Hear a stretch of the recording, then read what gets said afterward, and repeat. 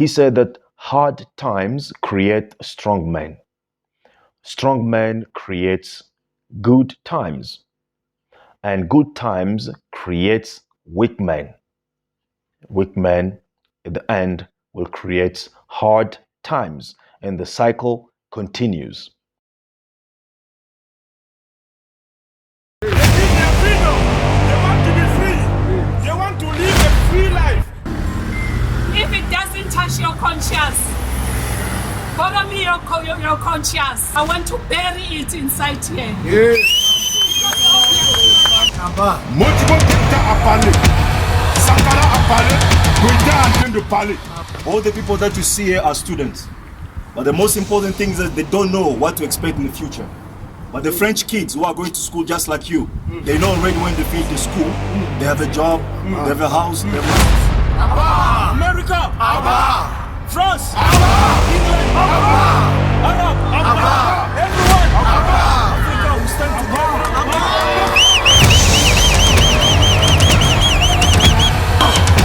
Mass young fool! Commando! Mass young fool! Commando!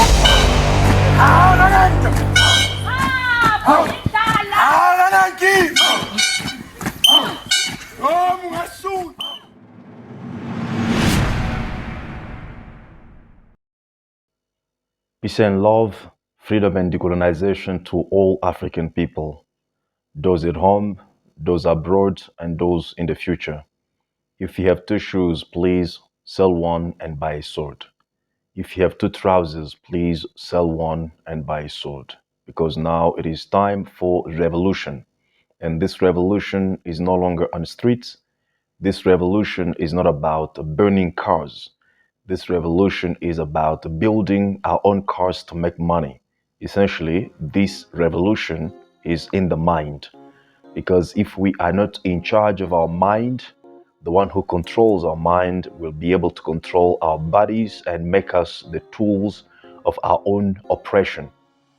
Once again, receive our revolutionary greetings from the African Continental Unity Party. My name is Kabbalah, and I'm happy to meet with you here on our weekly rendezvous where we talk about issues related to the African liberation and African emancipation agenda. Today, we are going to talk about another important topic that still relates to our liberation as a people.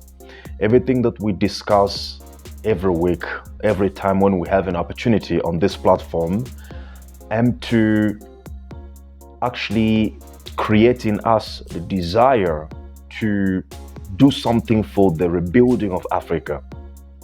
Apart from all that we have done, our PhDs, our master's degrees, our small businesses, our small accomplishments or big accomplishments, all those things are important, but they cannot be meaningful if Africa as a whole is not yet liberated, is not yet emancipated by African people.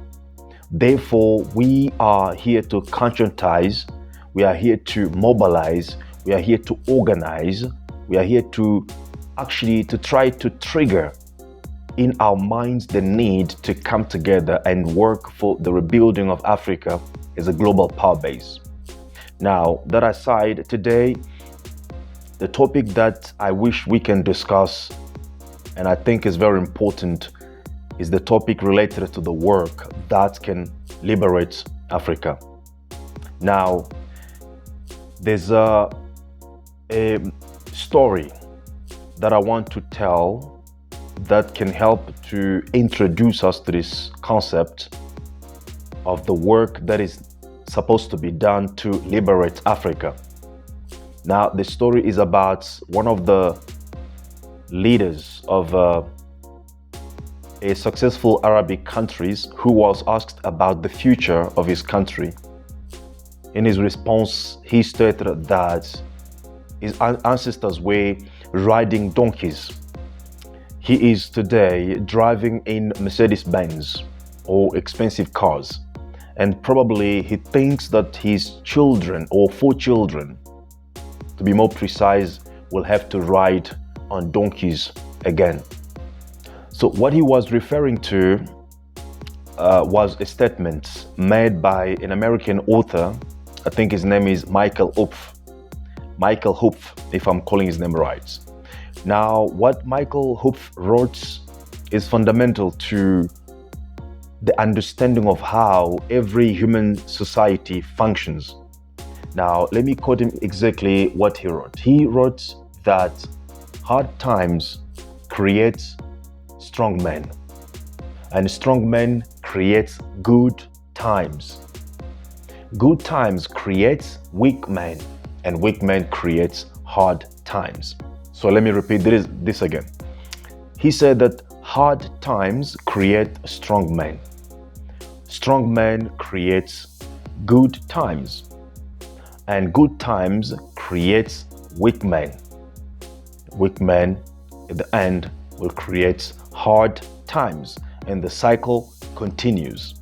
So when you study most of human societies or human civilizations, those of the past, even those of today, you will realize this cycle that has happened to them. You will realize that this cycle has happened to every one of those societies that you can study. And eventually, you will also realize that some of those current existing societies that we'll have to study will be finding themselves at one of those stages of this cycle. It means hard times will always create strong people, and the strong people in turn will convert the hard times into a good times, and the good times will also produce weak people, and those weak people will eventually hand over to the next generations hard times, and the cycle continues. Today, we don't even want to go in the past to study how this cycle has characterized the societies in the past. We just have to look at today's society. China, just one example, because it is an emerging force that is challenging the status quo in the world. And 50 years ago, China was under humiliation, was going through a difficult time, humiliating time, that nobody at that time could have imagined that China would be a challenging force today in the world. So what happened with the Chinese people? They had to work. The hard time that Chinese went through just 50 years ago has helped to produce strong people in China. Strong people who have worked so hard tirelessly to make the present time in China a good time. It means the time of abundance, time of prosperity, time where there's just abundance of everything, of resources, of wealth, of money, of prosperity, and everything that you can think of in terms of the categorization of today's, healthy or wealthy societies. China can be found there. And this is not a result of a chance, but it was a result of an intensive hard work done by Chinese people to change the difficult time that they were going through into the good time that they are going through today. So it means that when time is difficult, when poverty is rampant, when unemployment, when all these conditions are just so difficult, it triggers people to think outside the box, to be creative, to be innovative, and most importantly, to be hardworking people so that they can transform their times into the time of abundance, or they can eventually create everything that they need in order to make their conditions better conditions. Now, the reason why I wanted us to think about this subject, the reason why I wanted to discuss about this is because when we look at the situation of Africa today in comparison with the cycle that I've just described, you will see that things are not working according to this cycle. In other words, you will see that there's a contradiction between what is happening in Africa what we are doing as a generation today in Africa and what is supposed to be expected according to this cycle in terms of the conditions that we are going through today as African people. Now, this is not a news for you in terms of what is the condition of Africa today. You know that Africa is going through a difficult time. We cannot debate about it.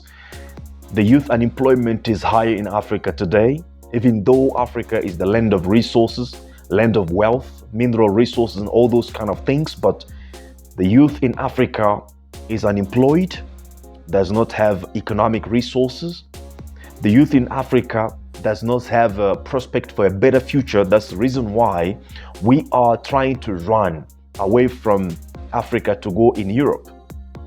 Hunger and malnutrition is another challenge in Africa today. Healthcare is a challenge in Africa today. Infrastructures cause a big problem in Africa today. You name it. Education is collapsing in Africa today. Everything's just not really on point to prepare us for the challenge of the future in Africa. So, in a nutshell, Africa is going through a difficult time. But on top of that, the resources of Africa are not owned by Africans as we're speaking right now. The resources of Africa is not under the ownership of African people as we're speaking right now. Who controls our resources, our coltans, our diamonds, our platinums? Who actually benefits from them? It's not us as African people. So we can stay for a day to paint a picture of the reality of Africa today, but in a nutshell, what we can all agree easily is that Africa is going through a very difficult time. While other countries, China, India, are trying to conquer the space, to innovate, to do wonderful things that prepare them for the challenge of the future, which is mostly based on artificial intelligence and all these kind of things. But what do we do in Africa? Today, nobody even knows exactly what is going on in Africa today. What is the vision in Africa today? So, Africa is going through a difficult time. Now, according to the cycle that I've just explained, one would have expected to see strong people emerging outside of Africa today. Strong people emerging out of the difficult situation of Africa today to change this condition, to make the time for the future generation a better time, to make the time actually even for us today a good time out of hard work, innovation, creativity, and dedication, also discipline. But that is not what we see in Africa. Despite the fact that we are going through difficult time, what we see in Africa is not strong people or strong generation. We see rather a weak generation, weak people. How do we know this? Is by just looking, for example, the activities that we do with the social media. You see, when people have worked so hard, have created abundance in terms of wealth, resources, money, and etc., then the generation that comes after them, which inherits from the hard work of the previous generation, will have enough time to dedicate on relaxation, entertainment, and all these kind of all those tools that entertain people or distract them. That is what actually would have been expected from China, because what we're seeing right now is that China is a society of abundance. So would have expected to see the Chinese children or the Chinese current generation to be more into games, to be more into entertainment, to be more into all kind of distractions, because they've inherited from the hard work of their parents. But when you look at the Chinese people, even the younger generation, you will see that they are still dedicated to working harder to prepare for the future challenge. But in Africa, where we were supposed to be really hardworking right now, innovating, creating the tools that can enable us to face the reality of the future, instead we see that the African youth is more into distraction, more into game, more into alcohol, more into all these things that do not really characterize people who are hardworking, people who have consciousness of the time in which they are going through, people who are dedicated to change their situation. One example, when you go on Facebook, you see a picture of, for example, a naked woman. You will see like thousands of likes and comments. But when you see a topic about Cheikh Anta Diop, nobody even dares to pause there for a minute just to read it. Only few people can do that, but in most cases, you don't get a lot of enthusiasm about those kind of posts as you can get from things that speaks about futility. So you don't even get more likes about things that speak about Kwame Nkrumah, Cheikh Anta Diop, Thomas Sankara. When you publish something that is knowledge content based, you don't get more enthusiasm as you would have gotten if it was something about, naked woman or something like that. So this already, even though there's no judgment, but when we analyze our society today, there's something that is missing, is that we are not producing people who are hardworking, or in other words, we are not really portraying ourselves as a generation of hard workers, people who are dedicated to change their situation, dedicated to change their condition. That is what is missing today. So now, as I've explained the situation of Africa today, the question is, how are we going to make our way out of this situation? If we hate hardworking, if we hate discipline, if we hate commitment, because these are the things or the values that we need today more than anything else in order to change the paradigm in Africa, in order to recreate Africa that we want, in order to end the colonial Africa and create the new Africa that will produce the conditions that we want: freedom, liberty, prosperity, progress, growth, all those things, you name it, employment, healthcare, you name it. The question is, all these things cannot happen as a product of accidents, because what has happened to the Chinese people today, it was not an accident. It was intentional and dedicated work done by Chinese people in order to create the current conditions that they are going through. So the same question applies to us as African people. What is the intentional work that we are doing today to create the conditions that we want for tomorrow? As I said, most of the activities that we see African involved into are entertainments, even though we haven't worked hard to produce the abundance that can allow us to entertain ourselves, to go into the distractions, because entertainment is part of life, but you can only be able to enjoy entertainment after you have worked hard, after you have eventually gained the results of your work. But we have nothing in Africa today to show to the world, or most importantly, to hand over to the next generation, as the time today requires us to work hard, to be strong, to be bold, in order to hand over something substantial to the next generation. So if we are not that kind of people, what are we going to do? Or how are we going to get ourselves out of this situation? And then most importantly, what are we preparing for the future generation?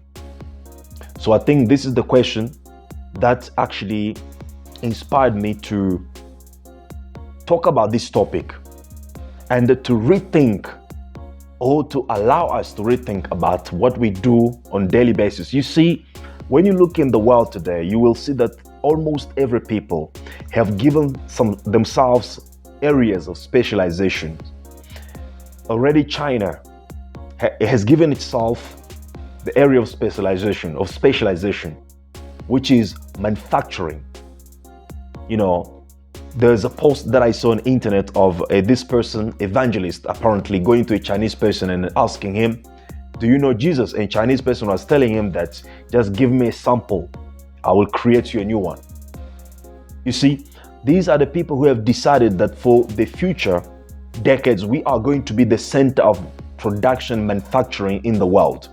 Indians are specializing themselves in IT and healthcare and medical production or manufacturing. They are good in manufacturing or becoming good in manufacturing medicines as well as IT domains. Americans have been specialists on barbarism and banditism for more than years now. More than centuries actually. I'm talking about manufacturing guns, manufacturing all tools of human destruction, banditism, gangsterism. That has been the special area of American people for about 200 centuries, for about 2 centuries now, or 200 years. French people and all these people have area of specialization. So us as African people, what are we focusing on? What is our vision of the world? What do we focus on to specialize ourselves into? To say to ourselves that before this century ends, when the world talk about one particular area of life, they have to look into Africa. What are we preparing ourselves into, except being there to be exploited and to be consumers of products produced somewhere else? And this is the challenge. Why? Because we despise hardworking. When we come to Africans, we tell them, let us come together. Let us come together and then build an organization and do something. People already, they're thinking about who will pay me in this thing. So the culture of building something from scratch, the discipline of building something from foundation, designing something, laying the foundation, and begin to build bit by bit until you have something established. That mentality is no longer African.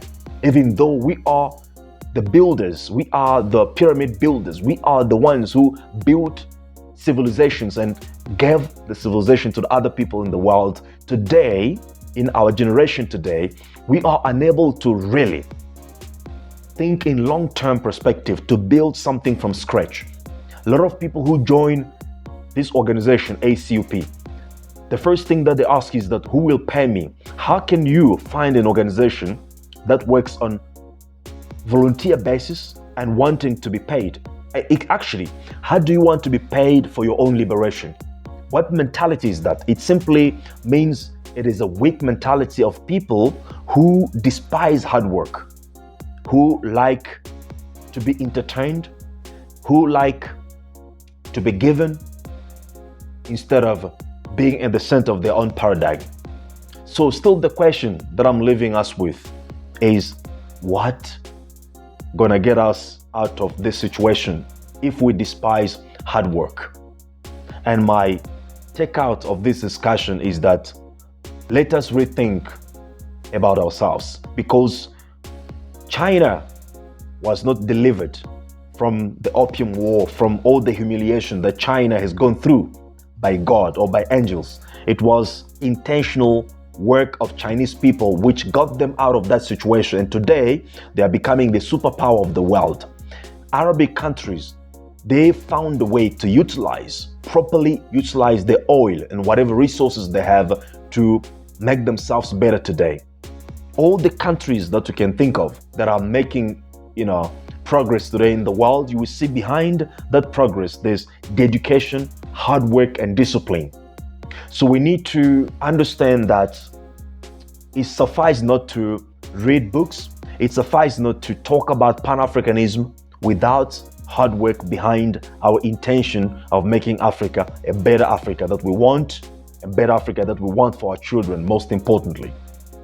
So it is time for all of us as African people to rethink and to come together and begin to work hard in order to rebuild Africa. We need to create enterprises. We need to create businesses and work hard in those enterprises and businesses and be serious and intentional about what we want to achieve with those activities. We need to be involved in political organizations. I need to repeat that again. We need to be involved in political organizations.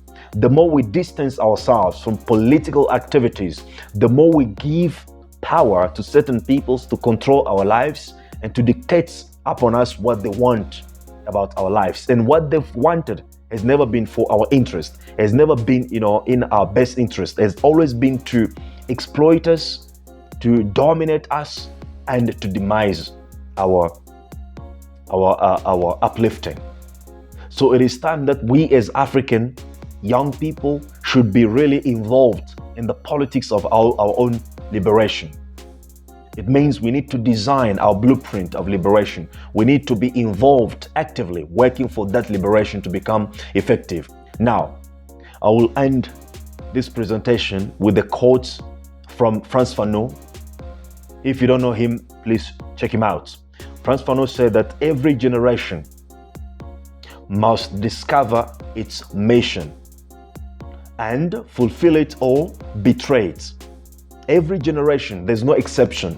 Even today, we must discover what is our mission in terms of what Africa must become. And when we discover that mission, which of course we have discovered today, we know what is our mission is. Kwame Nkrumah told us about what is our mission. Thomas Sankara has already explained what is our mission. Ibrahim Traore is demonstrating what is our mission. Marcus Garvey has already paved the way of what is our mission today. So we know what is our mission is today. So the only thing that we need to decide about is whether we engage ourselves in fulfilling that mission or we engage ourselves in betraying that mission. And if you want to fulfill that mission, we invite you to join us within the ACUP, the African Continental Unity Party. Let us come together and think or rethink above what we have already thought, what we have already established. Your input will allow us to rethink and to see how can we reshape our thoughts or our ideas and a vision in order to make it more successful, because with more ideas, we are able to become successful in whatever we are doing. So join us and let us work together. Let us love work. Let us not just say that I'm joining you but doing nothing and then sit on the sideline and watch us if we are going to succeed or not succeed. If you are not joining us, definitely we are unlikely going to succeed. But if you join us and we collectively dedicate ourselves to hard work for rebuilding Africa, I would say that there's no miracle.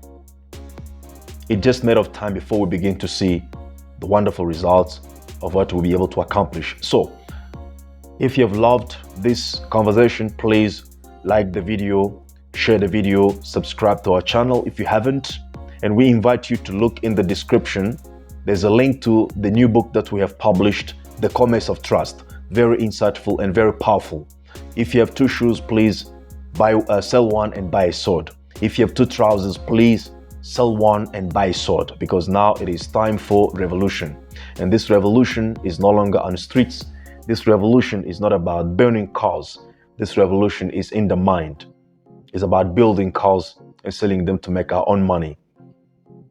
Peace and love, freedom and decolonization to all African people, those abroad, those at home, and those in the future. See you next time. Thank you very much. Bye-bye.